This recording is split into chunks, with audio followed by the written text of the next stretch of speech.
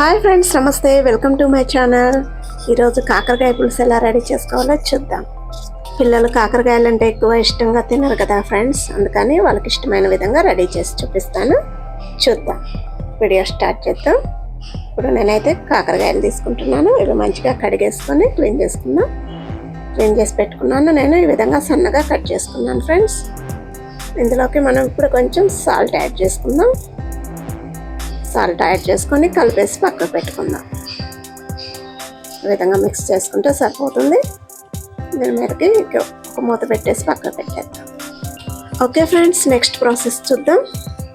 నేను ముందుగా ప్యాన్ పెట్టుకొని ఇందులోకి నల్ల నువ్వులు యాడ్ చేశాను ఫ్రెండ్స్, ఒక స్పూను. ఇవి కొంచెం ఫ్రై చేసుకొని పక్కకు పెట్టేసుకుందాం. మీడియం ఫ్లేమ్లో పెట్టుకొని చేసుకోండి ఫ్రెండ్స్.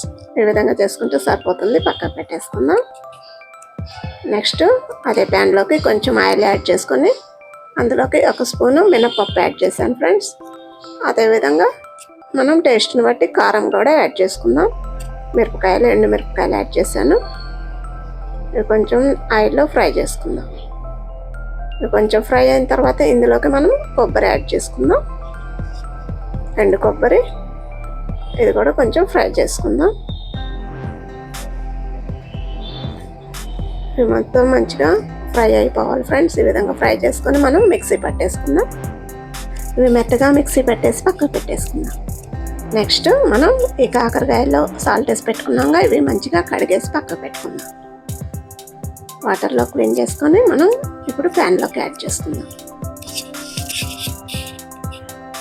కడాయిలోకి ఇవి ముక్కలు యాడ్ చేస్తున్నాను ఫ్రెండ్స్. ఇందులోకి మనం కొంచెం సాల్ట్ కూడా యాడ్ చేద్దాం టేస్ట్ని బట్టి. అదేవిధంగా పసుపు కూడా యాడ్ చేద్దాం. ఇప్పుడే కొంచెం ఫ్రై చేసుకుందాం.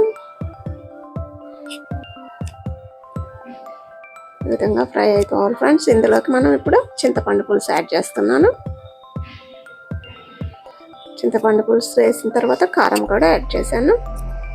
మంచిగా మిక్స్ చేస్తున్నాం ఫ్రెండ్స్. ఈ విధంగా వస్తుంది, కొంచెం ఉడికిపోవాలి. ఇప్పుడు ఈ పేస్ట్ని మనం యాడ్ చేద్దాం. ఇందులోకి మనం వాటర్ కూడా యాడ్ చేసుకుందాం ఫ్రెండ్స్, ఎంత కావాలో అంత. అదేవిధంగా పైన పోపు కూడా యాడ్ చేసుకుందాం. తాలింపు గింజలతో పోపు వేసుకొని యాడ్ చేసుకుంటే సరిపోతుంది. ఓకే ఫ్రెండ్స్, ఇవి బాగా ఉడికిపోతే అయిపోయినట్టే. మా వీడియో మీకు నచ్చితే లైక్ చేయండి, షేర్ చేయండి. కాకరకాయ పులుసు రెడీ.